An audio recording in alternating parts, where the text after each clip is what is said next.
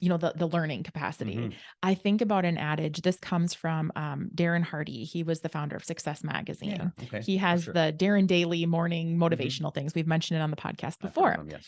So he talks about how people get caught in this trap of learning Mm. and how being a lifelong learner is so important. You need Mhm. to sharpen your skills. You need to Sure. advance.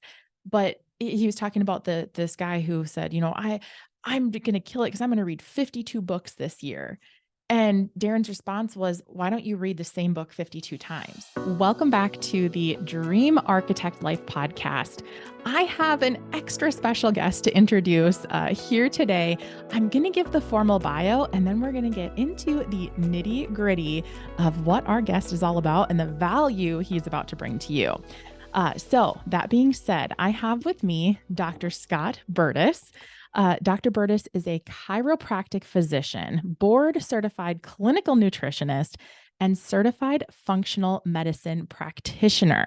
He has over 35 years of experience. He is also, and this is important to note, he's also the only doctor in our area here in rural southern Minnesota. He is the only doctor in our area that is certified in the Bredesen protocol, which is the only medical approach proven to cure Alzheimer's disease.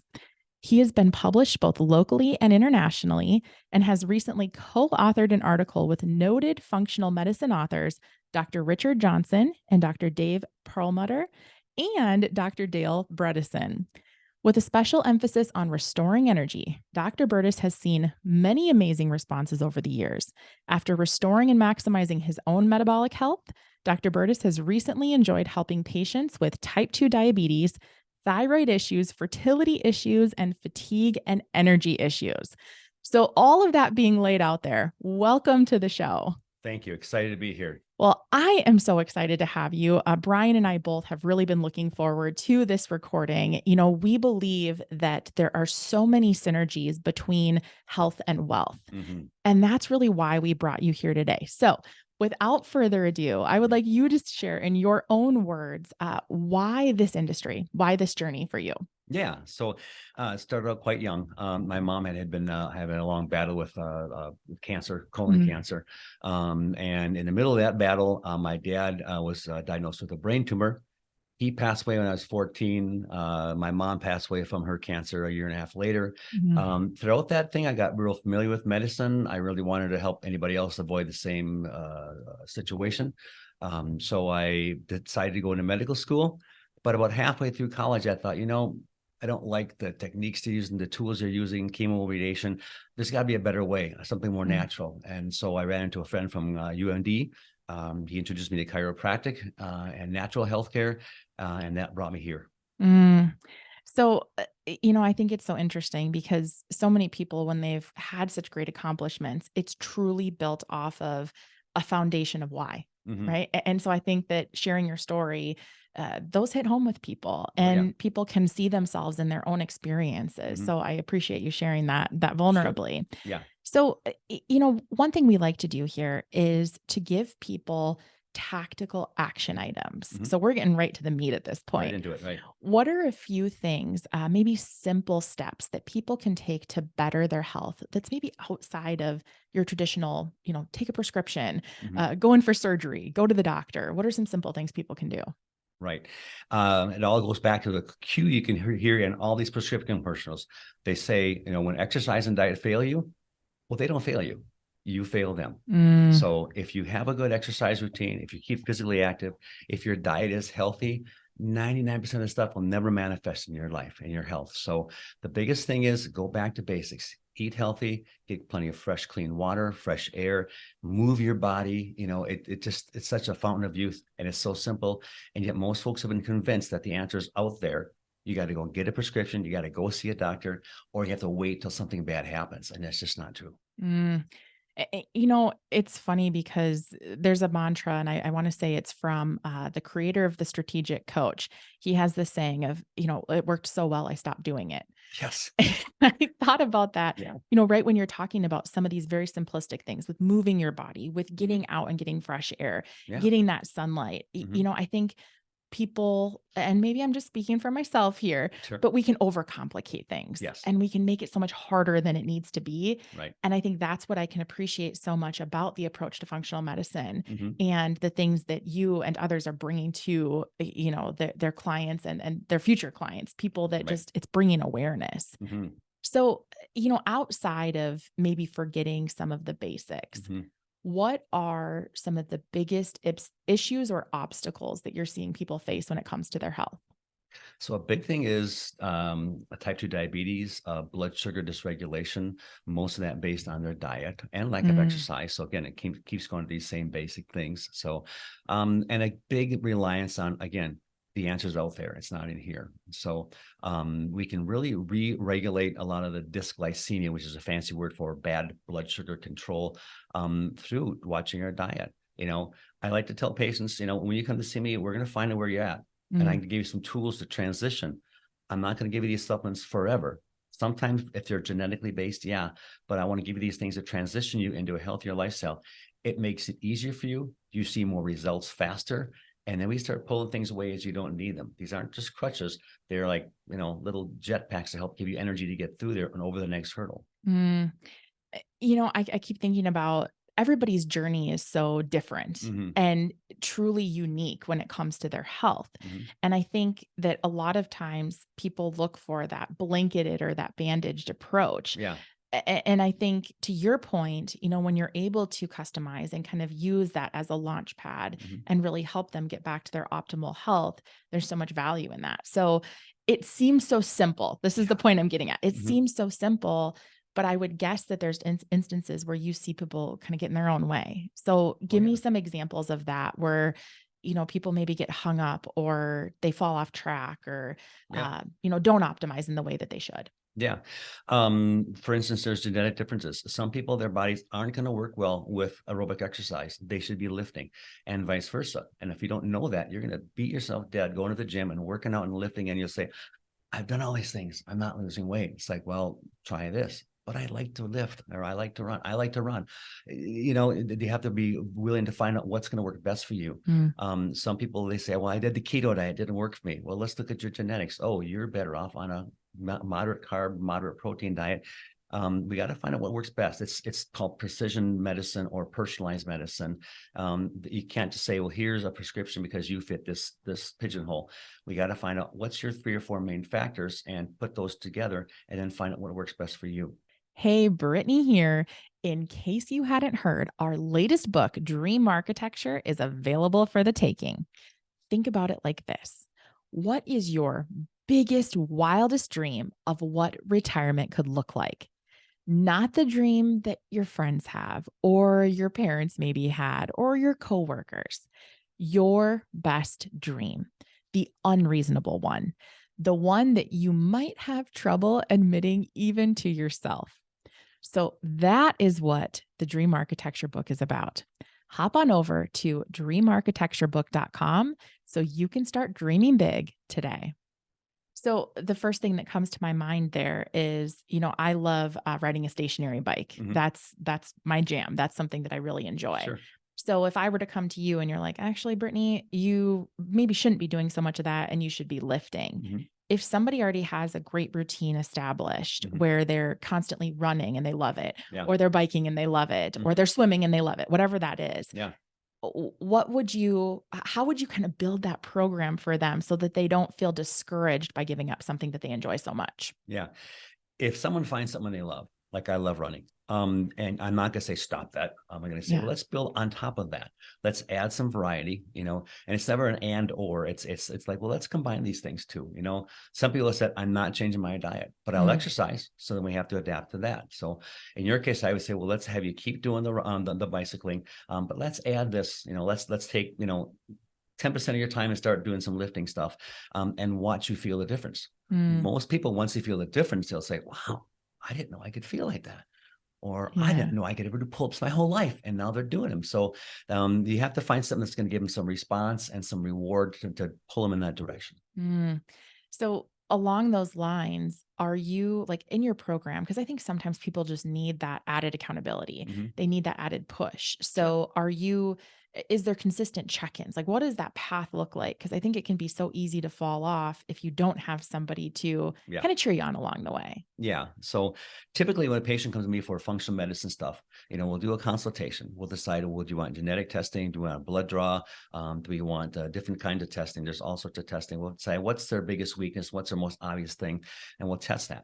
If it's a genetic test, we don't ever do it again because your genes don't change. But Mm, if it's a blood draw, for instance, we'll redo that again in 2 to 3 months, and we'll look for changes in the parameters, the biomarkers, we call them. So if we see them changing, awesome. We can back off on the supplements and we can maybe take some tweaking and some fine tuning. If they haven't changed, then it's like, okay, are you eating the diet I asked you to? No. So we can kind of we kind of bust them on stuff and make sure they are following through, yeah. and give them some guidance there and some support. We never make it negative. It's always like, hey, you're doing great here. Let's improve here. So, Mm. It's so funny listening to this because I see, again, as I stated at the beginning of this podcast, so many synergies mhm, between health and wealth. mhm, And when I picture, I'll just throw myself into this, or even some of our clients that we work with here, mhm, they spend their whole lives focused on, that accumulation of wealth, because mhm. with it comes opportunity and Yes. lifestyle and all those great things. And Mhm. that's a positive thing. Yeah. But if they don't have a focus on their health, Mhm. a lot of times those years beyond the wealth accumulation can be spent trying to recoup damage that was done. Yeah. And sometimes it can't always be recouped. Yeah. So I would be curious, from your unique perspective, Mhm. what do you see as synergies between health and wealth? And what are Sure. some of the patterns you're seeing there? Yeah. Well, I like what you and Brian say. The man who has his health has 1,000 dreams, and the man who doesn't have one. Mm, I have a similar saying I like. I plan on dying young at a very advanced age. I So, love that. Yep, um, that's good. you have to realize that, yeah, what good is money if you die a millionaire? Mhm. What you need to want to do is die a millionaire in your health account. So there's your financial account and there's your health account, and you have to make deposits and withdrawals there as well. So, and you kind of got to assume as you get older, you're going to have some things happen. You're going to have some surprises in your health. You might have a heart attack. You might get diagnosed with Alzheimer's. You might get diagnosed with Parkinson's.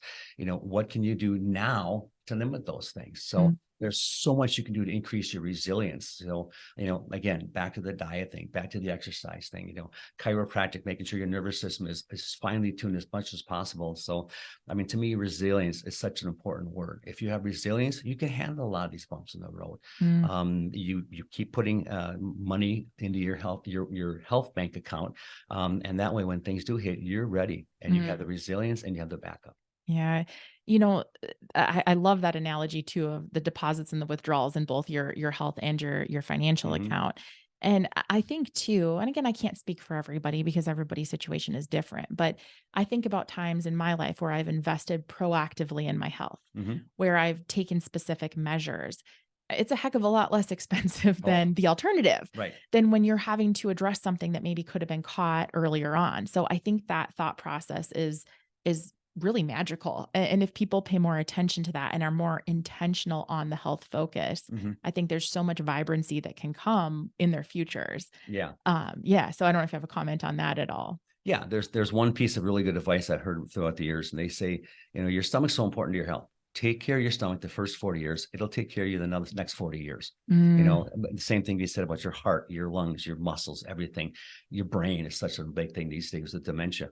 Take care of your brain for the first 40 years. It'll take care of you the last 40 years or 80 or whatever it is. So, mm, these days with such emphasis on longevity, I think a lot of folks are aiming beyond 80 years. They don't 90 and 100 years. yeah. You listen to some podcasters like David Asprey, these guys are talking like living 180 years, Hmm. ideally.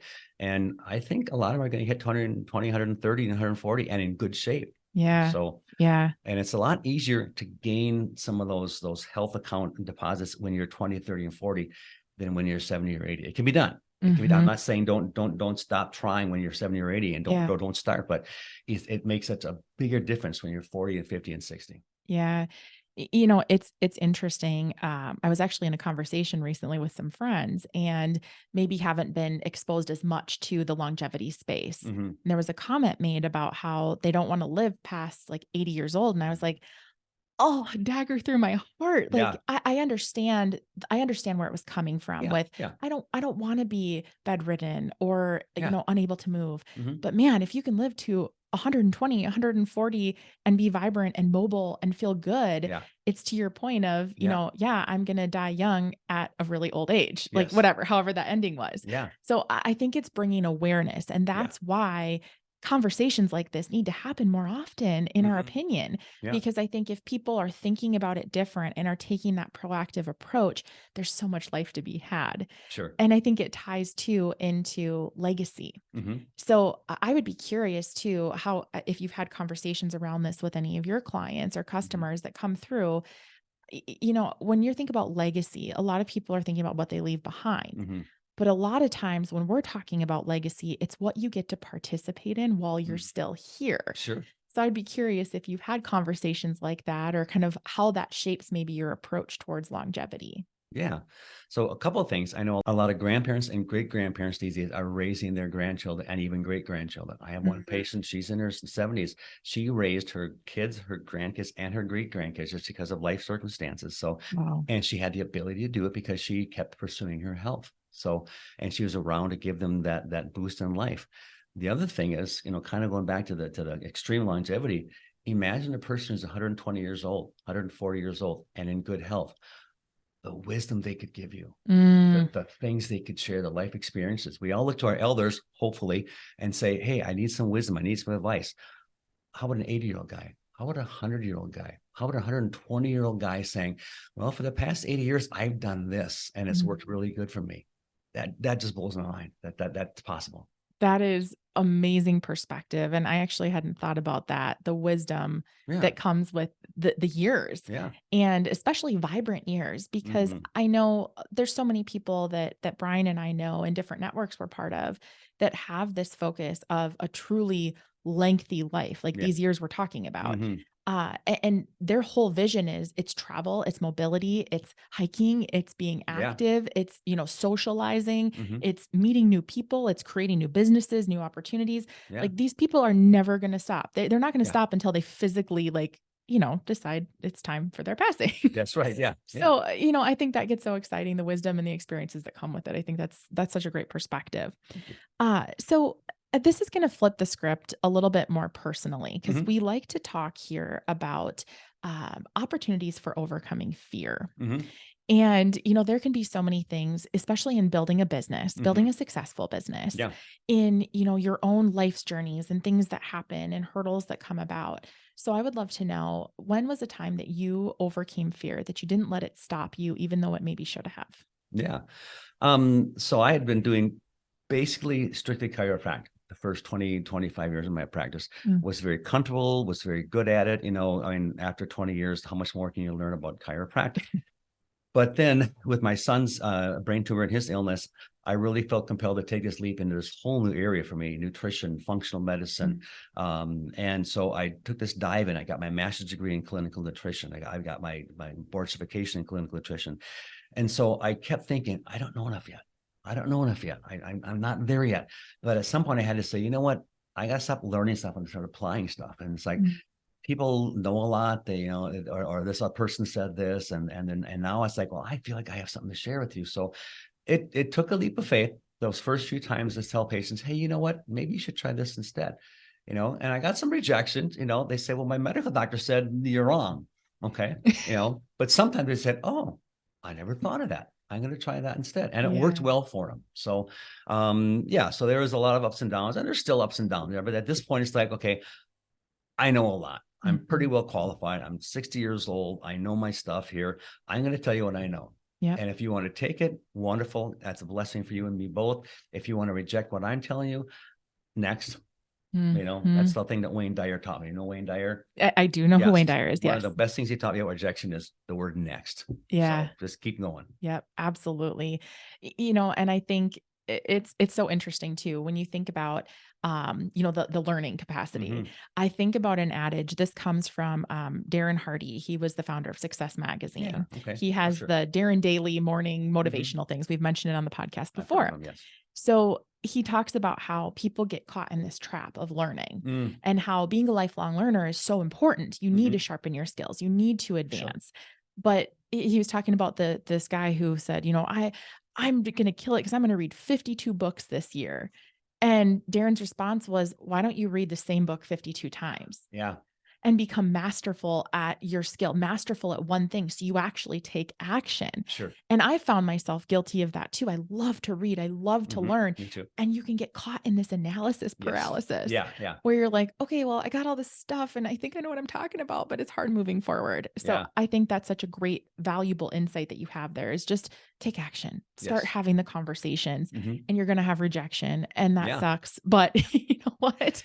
You can move through it. It does. Mhm. And it does, it doesn't, because you learn to handle it and just gonna go beyond it. And you have to realize that person may not be in the place that they're ready for that advice, you know? Yeah. I mean, there's times when somebody just wasn't ready to start changing their diet. And it's like, I gotta respect that. So Yeah, yeah. it's okay. It's like anything. It's in our business here with wealth planning. It's in some of our coaching businesses that we have Mhm. too. You can't force people to take action. You Yeah. can give them your best advice and you can give them the best guidance and the best roadmap. But the bottom line is it's up to the individual to take the action. Yeah. So I Mhm. think, again, there's so many synergies while our businesses are so different. Mhm. There's so many synergies at the same time Yeah. because you're putting it out there and you want to do what's best for the person and Yeah. that's what matters. Yeah. Along those lines, because you are somebody who's constantly reinventing themselves, Mhm. reinventing their business, Yeah. what are you working on right now that has you really energized and excited? Yeah. So two things I'm working on right now. One is the whole Alzheimer's protocol. Yeah. I'm trying to get it out there. I was certified 6, 7 years ago. I keep getting Yeah. better and better at understanding it, but it's just hard getting traction for some reason. And I think I heard Mm, Brian mention one of your podcasts about, the local doctors. They're great, but they're not doing things like the body scan, mhm. and stuff. So it's hard saying, here's an option for you. Because the patients tend to go back to their medical doctor and say, "What do you think?" Well, I've never even heard of this guy. And yet Dr. Bredesen, he's published research. He has a book. His latest book is called The First Survivors of Alzheimer's. People have come back Mm. and been cured of Alzheimer's, which sounds so bold and gutsy, and yet it's out there. So Wow. there's a way to do it, and I'm trying to get more people aware of that so I can use that tool in more powerful ways, because it's such a horrible disease. I watched my father-in-law Mhm. pass away from that. It's just, you watch a person just kind of die on the inside while their body's still going. So Mm. I want to get that out there. I want to give more people hope. The other thing is the whole concept of the energy that people are suffering from, and that can be so many different directions. So many things like the type 2 diabetes or Yeah. mitochondrial disease. So really helping folks understand they can have more energy. They're not stuck with having a low energy, brain foggy in life. There's things you can do. Mm. I you know, I think that there's two things there. I think almost just about anybody that I know has been touched in some way by Yeah. Alzheimer's in their families, Hmm. in friendships, and colleagues, whatever that looks like. Yeah. So I think the work that you're doing there, that's a truly beautiful blessing to the Yeah. world. Yeah. I hope so. So I'm so glad that that's it, and energy too. If you think about, again, I'll just use myself as an example here. Like when your energy is not optimal Hmm. and how negatively it affects Yeah. your life. Yeah. I'm sure you've seen this where, that spills into your work, it spills into your home life, it Hmm. spills into your friendships or Yeah. lack thereof because you don't Yeah. feel like doing anything. Right. Yeah. So I think that's such a great thing too. Sure. So if there was one thing that you could offer, for somebody who is suffering from maybe low energy or they're Hmm. feeling that drain, Hmm. what's something they could proactively do? Obviously, aside from reaching out. Yeah, there's so many things. A lot of supplements can impact energy. I guess so, let's just pick one thing: Yeah. sleep quality. And there's Mm, so many ways you can improve sleep quality. Melatonin is an obvious one, but there's other things you need to do, and you need to talk to somebody and say, "Here's my sleep pattern." And sometimes it takes trying 3 or 4 things before you find your sweet spot. So yeah. I take melatonin every night. You can take it the rest of your life. It's not going to decrease your body's production. Some folks think that's an issue. So but sleep quality is such a huge thing. So Mm. It brings me to, I have this for those that are watching on video. I have the trusty Aura ring. yes. Okay. And whatever tool, gadget, device anybody wants. I Mhm. think just for myself, having something that actually tracks Yeah. and that I can look at on a daily basis. So I'm like, I'm just off today. Oh, well, if I look at my sleep tracker, Mhm. I actually didn't get much REM sleep last night, Yeah. or I didn't get much deep sleep. Mhm. And, learning so much about your body and its natural kind of cycle, Yeah. I think there's so much to that too. So Yeah. I have no affiliation with Aura, but I love the ring and I love the tracker. And it looks good. And it And it looks looks, good. it's fancy, right? It Yeah. looks okay. It blends Yeah. with everything. Yeah. And I have a Fitbit watch and I use that quite a bit. And I've Yeah. learned a lot doing this. And what I will do is I'll say, well, what did I do tonight? Okay, I had a beer at dinner. Oh, that affected it. I had too Mhm. much protein, or I had too many carbs, or I'm dehydrated. There's so many things that impact. I've learned a lot by tracking my own sleep that, oh, if I do this, I can expect bad sleep, and I can't be upset if I'm cranky the next day because it's my fault. Or if I'm over exercising, if I exercise too late in the day, so many things affect sleep quality, and you can really fine tune your personal sleep profile to get the best sleep possible. Because Mhm. like a good night's sleep is such a blessing. So Oh, yes. And mhm. you feel the difference. Yes, you do. Yes, Yeah. yes. Before I get into my last couple questions here, if somebody does want to reach out and get a hold of you, Yeah. wants to explore working with you, how would they do that? So burtischiropractic.com is our website. You can get us there. We're on Instagram and Facebook. Our office number is 507-235-5551. And it's called Burtis Chiropractic, but really it's Burtis Chiropractic Functional Wellness and Integrative Health System. So we're doing a lot of things and trying to do them all good. Awesome. Well, I trust that you are going to get some reach outs because you've already Good. packed in a ton of value here. Good. So, Good to hear. a couple questions as we round Yeah. out. One of the things that we really emphasize here is dreaming big Mhm. and pursuing possibility. So, for you, what's one of your biggest aspirations or biggest dreams for your future? Well, there's two things I like to focus on. And the first thing is the individual miracles. I love having a Mm. patient come in and expecting this and getting, wow, and getting a miracle, or being told there's nothing you can do. And then finding out, oh, I have my life back. Mm. The other thing is on the other end of the spectrum, there's so many functional medicine doctors out there, and we're kind of changing the profile of the whole medical healthcare field. More and more people are using integrative functional medicine stuff, and I want to be part of that groundswell and just one more voice out there that really pushes people to try and start choosing more healthy lifestyles. So Mm. it's happening. At a certain point, you've heard the 100th monkey principle.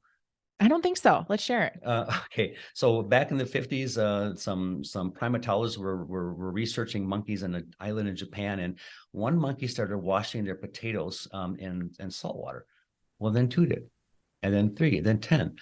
After about 100 of them, the whole island, without any possible way of connecting, started doing it. So once you get in like the collective consciousness of the society, people are going to realize there's a better way than drugs and surgery. There's a time for that. There's a definitely a place for that, but not as a first or second choice. Mm. So I'm looking forward to both those things happening.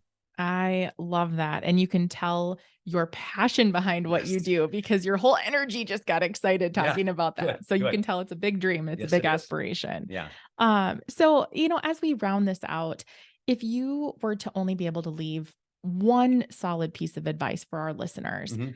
what would that piece of advice be? That you control the choices and you control your health future and your health bank account. So starting today, you can't start 10 years ago, sorry, but don't wait 10 years from now and say, I wish I would have started 10 years ago.